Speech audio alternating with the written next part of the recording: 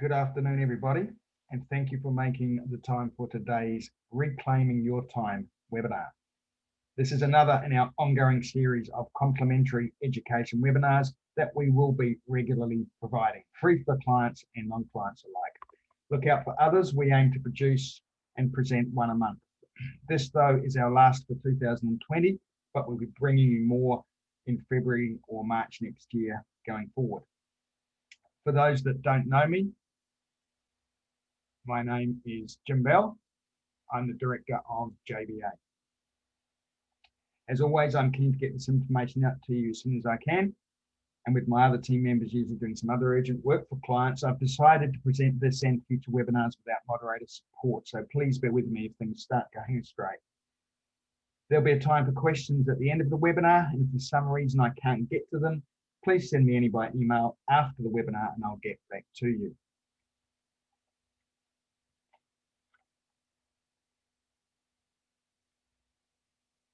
For those who are unfamiliar with the webinar environment, these are the Zoom settings. So let's take a closer look at the webinar controls.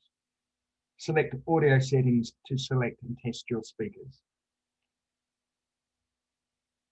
Submit questions via the Q&A button, and I'll try and answer your questions at the end of the webinar. Click Leave Meeting if you need to leave at any time. All attendees should receive a follow-up email after the webinar, possibly tomorrow, and we'd love your feedback, whether or not you left early. And just for the moment, could somebody please use the raise hand to put their hand up so that I can see that you can hear me. Terrific, thank you very much.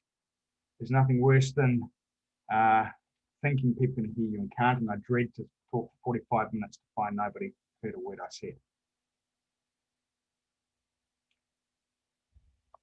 Many of you are now aware that our core purpose at JBA is for us to help our clients achieve their business potential so that they can live the lifestyle they want to. Gone are the days where we're just bookkeepers, gone are the days where we just produced annual accounts and tax returns. Yes, that's our core business, but we are far more than that for you, our clients. So that includes not only offering clients an efficient compliance service, reducing taxes and getting tax returns filed on time, but also offering tried and proven strategies to improve your time management and your businesses. These regular complementary educational webinars are part of those strategies.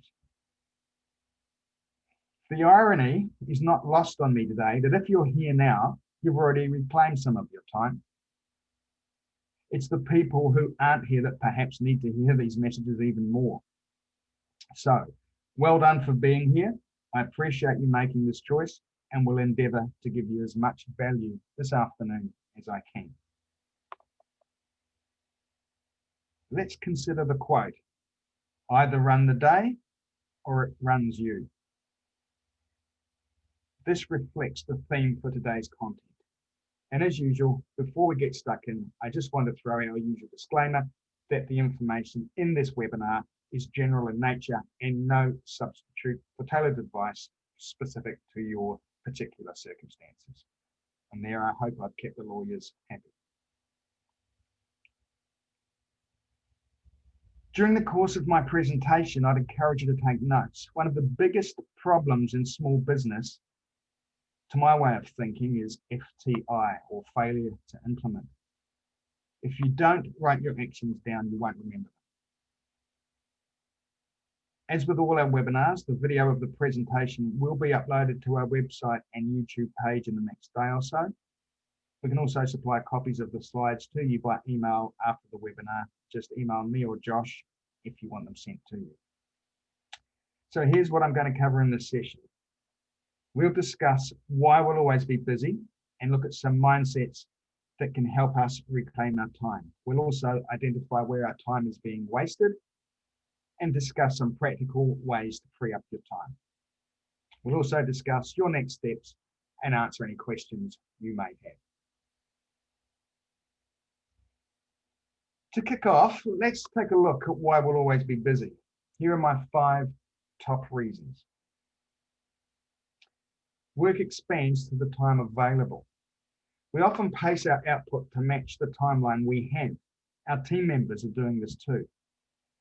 Think about budgets or time allocated for jobs. When we have a budget or time allocation, which can be rather arbitrary, it brings focus to how much time we have available for completion, and we tend to use all that time. Second reason, distractions. We might have a job that needs finishing but lacks a clear deadline. So it sits waiting and we find ourselves procrastinating, picking up and putting down other seemingly urgent interruptions or getting distracted. Our perception of our busyness changes. It's all relative. For example, at high school, a student might have 1 hour of homework per day. I know my son's exactly like this. But trying to fit this in with their other teenage tasks makes them feel very busy. A university student will experience an increased workload, although they can produce more. So they probably won't feel any busier than when they were at high school. When they join the workforce, their workload increases again, and they still feel busy. The perception that busy equals successful. My number 4 reason. Think about how we respond to people who ask us how we're doing. Do you ever hear anyone say, I'm bored, or I'm struggling to fill in my day? Rare. It's normally, I'm really busy. And number 5, being too busy is often an excuse. When we have more time, we don't necessarily do the things that we wish to achieve. For example, working on our business as compared to working in our business is so often put on the back burner. Likewise, we put books aside to read and somehow never get around to reading them. How many unread books do you have waiting for that spare time? I know I've got a few. In other words, we choose to work in the way that we do. So we have to make better choices about how we reclaim our time. So let's take a look at some helpful mindsets to get us started.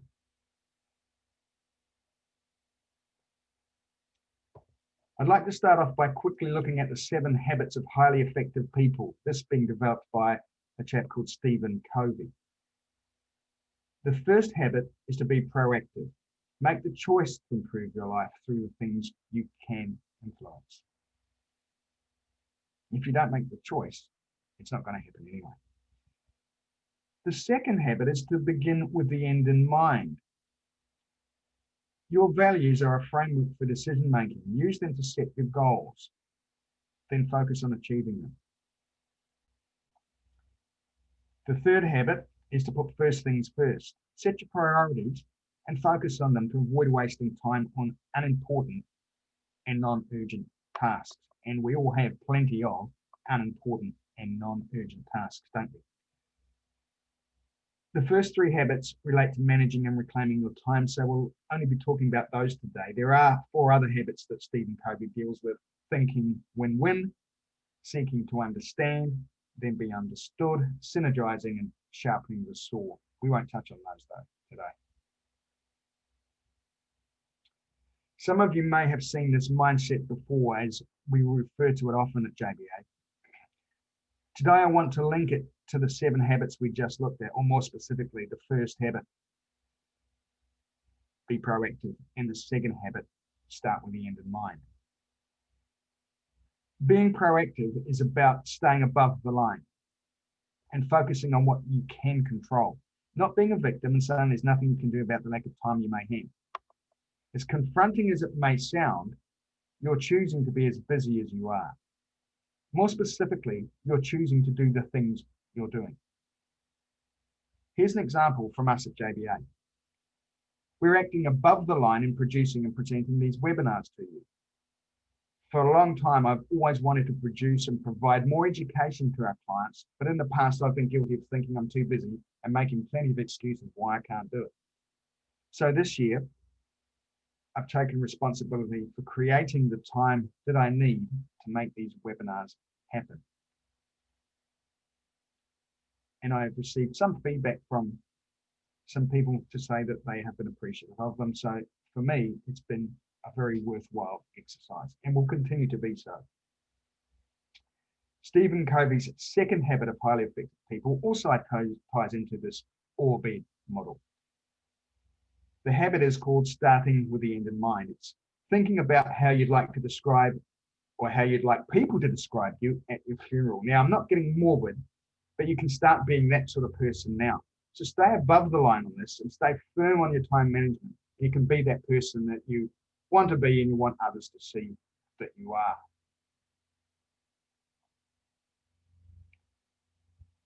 The second mindset I want to share is atomic habits, which speaks directly to starting with the end in mind. Building identity-based habits will enable you to better prioritize your time and achieve better results by focusing on who you need to be or want to be, your identity, and choosing habits consistent with that identity. Your desired outcomes will flow more easily. Sounds a bit wishy-washy, I know. So I'll give you an example. We've acted for a hairdressing client who was very good at what she did, as were her team with what they did. And she wanted to be known as one of the best hairdressers around town. With that in mind, she looked at what work she was doing that was hindering that direction and stopping her spending time on the tool, so to speak, and thus stopping her doing what she did best. She identified that she was spending far too much time doing bookwork, something she wasn't trained for. So she outsourced the bookkeeping work and got back into hairstyling.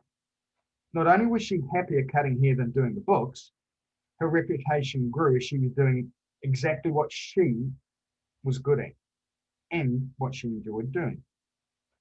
Unbelievable to me, apparently not many people like doing the books. There it is. I said it. Unbelievable to me, not many people like doing the books.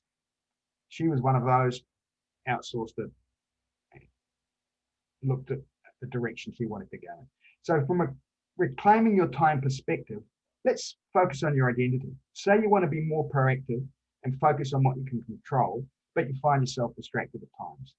Well, let's imagine you've set aside time to complete, say, one of your business plan actions, so you can get closer to completing your business plan to help improve your business. Then, while you're doing that, an email or text message pops up on your screen or phone. And I think many of us can identify with this. This is called the cue. You can see there's a message and you want to read it, taking your focus off what you're doing. You want that dopamine hit, and that's called a craving. So you open the email. This is the response. You think to yourself, it's just a short email or a text from a client, and you know the answer, so you quickly tap out a response, and 10 minutes later, you hit send. This is the reward, as you feel satisfied that you've responded to the client's email, and before you know it, you're on to the next email or task, and so on and so on and so on. I think, as I said before, many of us seem to be guilty of this, and I know I certainly can. Putting together this particular webinar opened my eyes to a lot of the things that I need to change. What we need to do is remove the cue or replace it with a different one. What if you switched off your email and phone notifications while working on your business? The cue then could be the handwritten list or the handwritten to-do list of your business plan actions created a day or two earlier that you then need to get on with. Then the craving becomes wanting to tick off the actions on that list. The response is to spend an hour on your business plan actions, and the reward is you get to have your coffee afterwards and scroll through your social media or emails at that time. You haven't missed those emails or the media, but you've moved them in the circle of where you do or where you take your actions. So we need a mindset then that reflects our identity. Who do we need to be to control our time? Only you can adjust your behavior. And if you want to reclaim your time, you've got to do something different. So let's look at what you can do differently now using the best time management model ever written.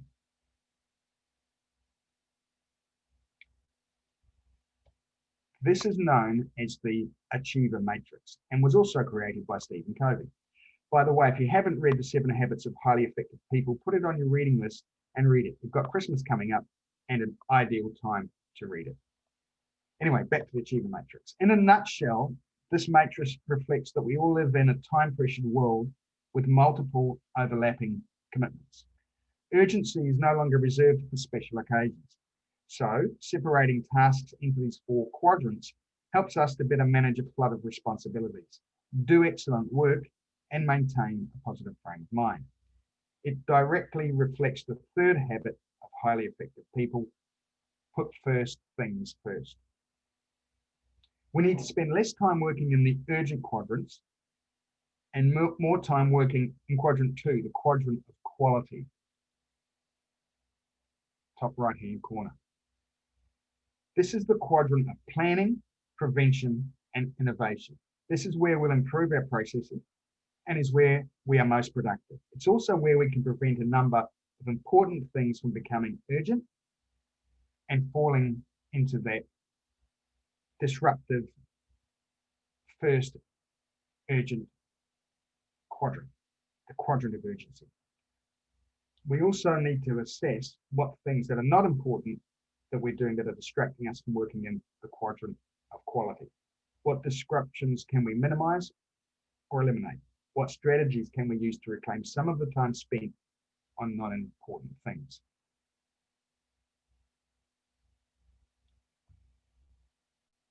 The first strategy in respect to reclaiming some time that we currently spend on non-important things is the productivity pyramid. Let's take a look. The pyramid looks at time versus your return on the time invested. There are 5 stages and strategies to maximize your return on that time invested. The first stage is to improve. This is where you can work on mastering your expertise or working better. The next stage is to increase. This is where you get more people to do what you're doing by delegating and outsourcing.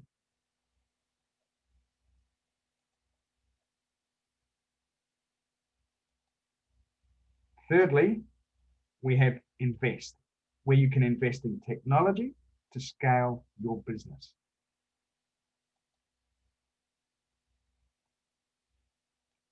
Then we can invent. We can invent our own systems or our own technology to create valuable IP or even an app. Things that really are by us, for us. And lastly, we can innovate, which in its simple form is working on better things. So I ask you the question to ask yourself, where are you on the productivity pyramid? Could you free up time by employing others or contracting some of your work out to others on the second level? What systems and software solutions could you utilize or subscribe to free up your time and increase your efficiency? Improved systemization not only frees up your time, it also allows you to grow your business without increasing risk or workload for you. Are there other things you could be working on to derive a better return on your time investment? The COVID-19 environment has forced so many of us to think about how we can adapt, innovate, re-engineer, or reinvent the way we work. Working from home is a big and now very common example of this. We're happy to discuss how to use this productivity pyramid with you to your advantage. Often a fresh set of eyes looking over your unique situation. Brainstorming opens up opportunities that you may not have seen before. Combining your expertise with ours is also a great way to help distinguish the wood from the trees and come up with a better way of working.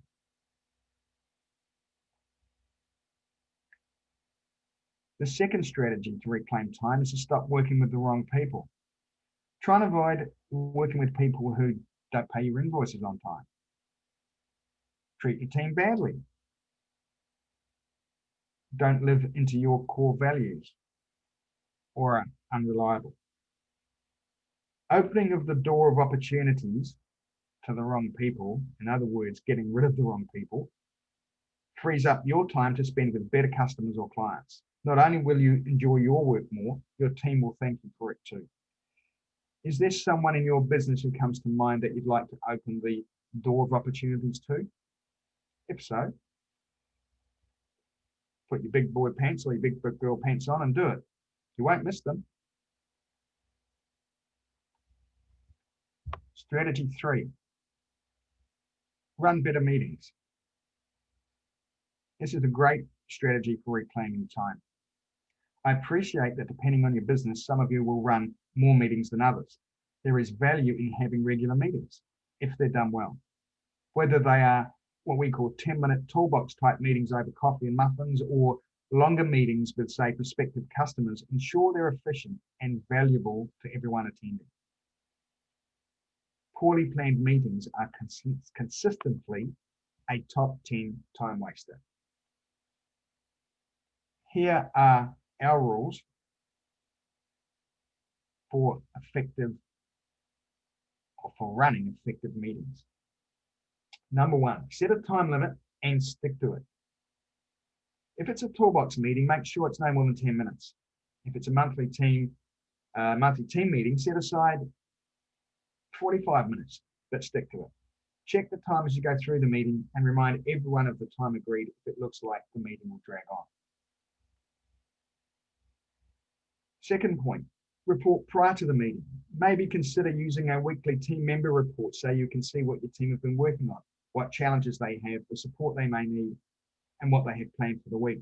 This will increase efficiency dramatically and efficiency at the meeting. We have a template for weekly meetings that we can share if you'd like a copy. Number 3, set a regular rhythm for team meetings. For example, a daily or weekly huddle of no more than 10 minutes. Have these meetings scheduled, means your team will remain fully informed and you won't be repeating yourself for every team member. Likewise, when you're providing a form for feedback, so you should get less interruptions during the working day, set that in such a way that you say it once, but everybody gets it. And lastly, number 4, sorry, not lastly, we've got 2 more after that. Number 4, clear purpose and agenda. Make sure that every meeting has a purpose and predefined agenda. This encourages attendees to prepare and minimizes the risk that the meeting will go off on a tangent and soak up unnecessary time.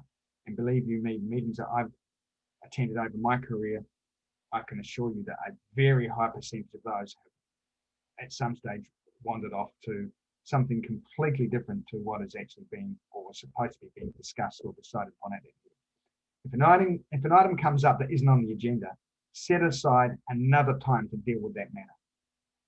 Don't disregard it entirely, but set aside another time to deal with it so it does get done. Number 5, actions, not lengthy discussions. If you've received team member reports prior to the meeting and you have an agenda, then you should be able to make decisions quite quickly. If there needs to be a more detailed discussion, delegate it to the most appropriate people and set a separate meeting so you're not wasting everybody's time.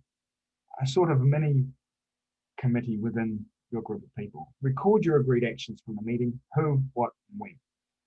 And finally, a word I'm very keen on, and I'm sure many of you are probably sick to the death of hearing me say, accountability. This is the check-in on the actions recorded from prior meetings. Having follow-up or regular meetings makes sure that the tasks that were set and agreed upon have got done. If they haven't got done, an explanation as to why, and then setting them again for doing them. And again, the next meeting, accountability as to have they been done, if not, why not. So again, throwing it back to you guys, how well do your meetings stack up and what can you guys do to improve the effectiveness and the efficiencies of your own meetings?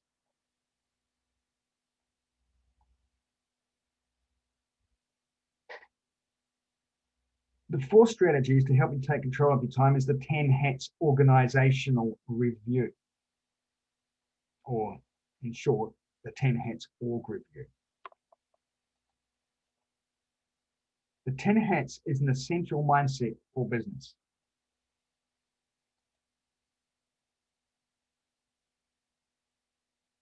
It's a mindset for business structure, leadership, and management.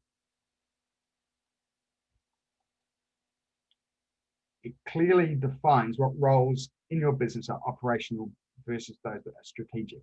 Now, no matter how big or small your business, these hats and these lines are there.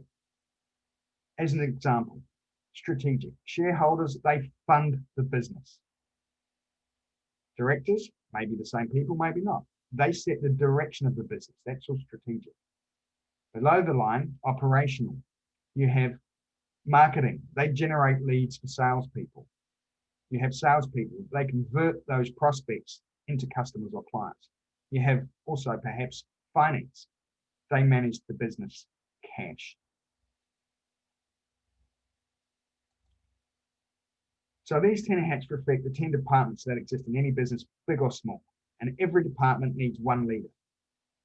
But remember that responsibility and doing the work are not the same. So the leader may delegate the work, but ultimately they're the final decision makers. So how many hats are you currently wearing in your business? Granted, small businesses, we wear a lot of hats. Larger businesses, less hats. That said, what hats should you consider removing to free up your capacity to work on more important things? Doing a 10 hats org review will analyze the hats you're wearing well and those that perhaps you're not natural enough or not your natural strength and are being neglected. Then if you get us to carry out an org review the way we do, then we'd form a plan to ensure that you take some of those hats off and pass those responsibilities to people whose fit is perhaps a little bit more natural. The benefits of a 10 hats org review, more specifically, are the clarity of individual roles and how they work together, improved delegation and personal development for your team members, clear lines of accountability, identifying resourcing gaps and outsourcing opportunities, and providing for scaling up without blowing you or your business apart. Many businesses, as I said, have lots of hats for the same people or the same person even, and a lot of these things grey over. An org review tends to pull them apart a little bit and make them a little bit more functional, a little bit more standalone, enabling you to free up the time ultimately. So let's briefly consider some examples of contracting out or outsourcing to help you reclaim time. Firstly, marketing is an obvious one. Not every business can justify employing a full-time marketing person to create and implement their marketing plan, to create and implement and maintain their website maintenance, and to deliver their email and social media campaigns. A good example for outsource. Finance is another common hat to outsource. Do you really need to be doing your GST in the evenings after work? Remember my hairdressing client earlier? HR is another obvious one, an expensive one to get wrong, and let's be honest, not many of us aspire to be HR experts. I certainly don't. IT and admin are other areas where outsourcing could minimize risk and save your time and ultimately money too.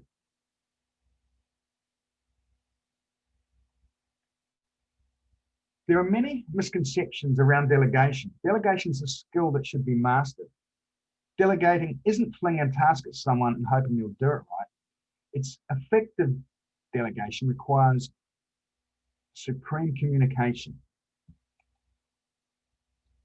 First, you must assess the task and delegate it to the right person, providing clear support as they learn how to complete this new task. You must communicate the parameters, both verbally and either in an email or some form of written procedure. Ask your team member to repeat back the task instructions to ensure nothing was lost in translation and set a clear deadline for completion. Transparency. Articulating the project and its objectives will help the team member further understand your expectations. But most importantly, set some time to review the outcomes together, as it's unlikely they'll get it right first time. That said, don't be surprised or offended if with their fresh perspective, they find a more efficient way of achieving the desired outcome. I say to my team, if you find a better way of doing it, tell me.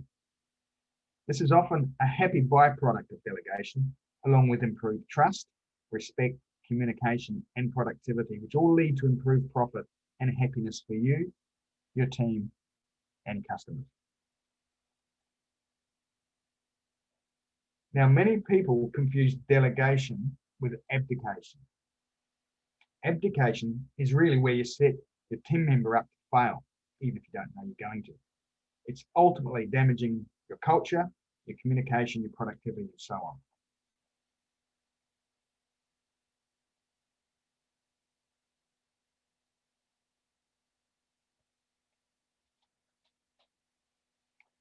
So, what will you do with the time you've freed up? 5 things we recommend. Committing to teaching others what you've learned. That has a number of spin-offs. It further consolidates your own logic and your own knowledge, your own logic and your own knowledge. Another byproduct of this is the kudos you'll get from others for helping others and seeming to be knowledgeable. So it's really reinforcing what you've done to become what you know, to become what you can teach. It all goes around in a circle and the karma comes back with great kudos. You can also spend your time sharpening your saw. Again, remember the hairdresser? Her saw was the hairstyling of her client's hair, not the bookkeeping. I just hope she used proper hairstyling equipment and not an actual saw. I know, I threw an old dad joke in there somewhere. It's nearly Christmas. Planning more effectively and being more commercial, meaning you'll have more time to work on your business rather than in your business. That's another great thing to do with time you've freed up. Thinking about the commerciality of the business, working on it, not simply always working in it. Another thing to do with the time that you free up is the creation of better habits. All of the things you've done to create that time are positive, are in the direction of creating better habits, especially if you make the point of doing the same steps again and again and again. And of course, and here's the real kicker, take time for yourself to ensure your health and well-being. I really wonder how many of us aren't doing this and are really tied to our work. If you don't choose to take time to look after your own health, believe you me, you'll be forced to take time in the hospital when your health suffers. Having seen as many clients as I have over my 30-odd year career, that one little piece of nugget, piece of information is so important, probably even more so than how to improve your business. So what about you? At times we can all feel the water rising around us. The stress, pressure, lack of time can damage our ability to maintain perspective on what really matters, both in the workplace and in our personal lives. We're probably all guilty of taking stuff home from the office or from the factory or from the workshop. We know we must make time for our wellness, or we'll be likely anyway, forced to make time for our own inevitable illness. Instead of trying to fit our important me time activities amongst our work commitments, which is what a lot of us do. We know we've got to do this stuff. We know we've got to go for a run or a walk or whatever. We'll fit it in after work. Let's flip that on its head though, and put that non-negotiable me time stuff into our schedule and fit work in around it. 180-degree different direction, 180-degree different view. There's a lot of evidence that if we do this, we're likely to turn up more focused, more happy, and more productive, and less likely to get sick. Do you know anyone, for example, that goes to the gym a few mornings a week, maybe prior to work? Some people go very early, but do you know anyone that goes prior to work, but not some silly hour, but a reasonable hour, and perhaps gets to work at 9 or 9:30? People that do this often make the gym or that sort of thing their priority. They're not slacking, but they're finding that valuable time to look after their own well-being. And often they achieve more productivity over the course of their week than they might have otherwise done. Look after yourself first, then you look after your family and business. Dear New Zealand ads, the oxygen mask drops down. Put your own on before you put your children's on. If you make the effort to regularly find and implement the non-negotiable me time and put that as the top priority in your working week, it's likely you'll find more time to spend with friends and family too, who are, after all, really a big reason of why we work so hard.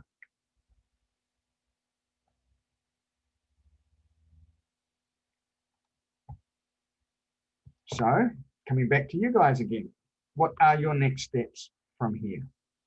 Well, we think you need to assess where your timing's being underutilized. This will help you become more conscious of the daily choices you make that impact your capacity.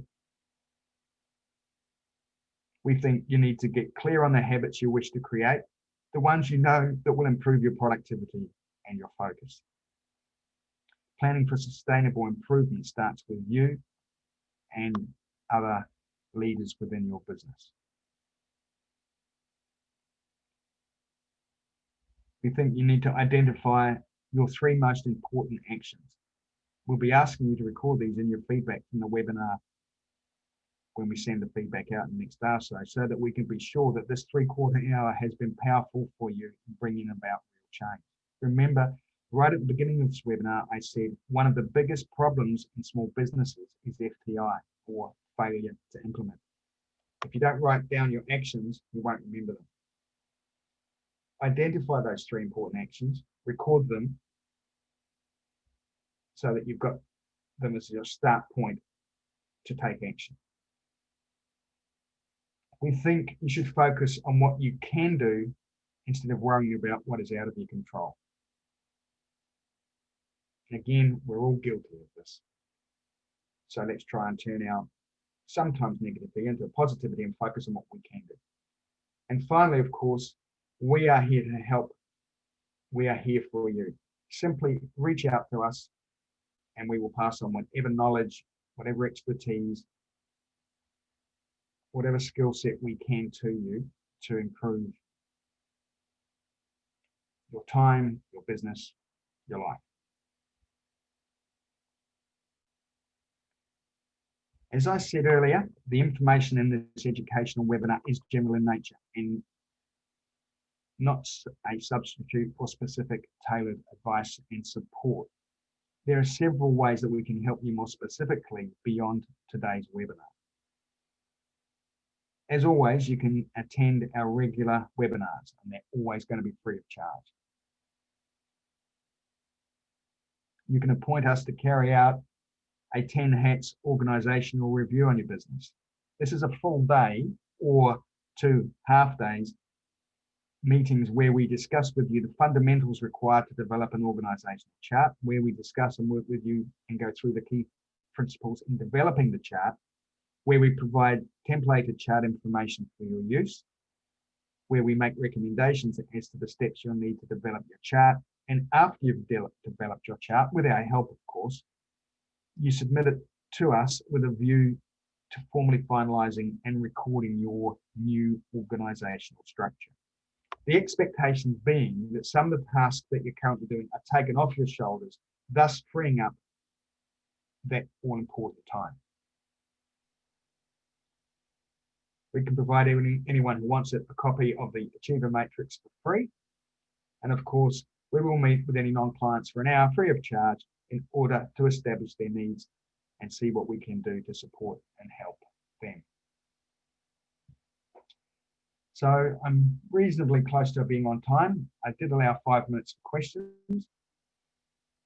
That said, I haven't had any come through at the moment, and it may well be that there aren't any that have come to mind. Hopefully you're taking too many notes, and they might come through later by email if there are any. So unless I get any in the next few seconds, I'll move to a parting thought for you. Before we go, I thought I'd share this quote. No, try not, Do or do not. There is no try. Yoda. Listen to the wise words of Yoda and commit to reclaiming some of your time. Or, perhaps more to the sports inclined, as Nike say, just do it. Make a simple plan today. Define at least 3 actions you'll take as a result of today's webinar. Write them down. And whether they're personal actions or actions to take within your business, give them an owner and a completion date. It might be you, it might be one of your colleagues. Take those 3 actions, write them down, and get started on them. Remember, if you need our support, we are here for you.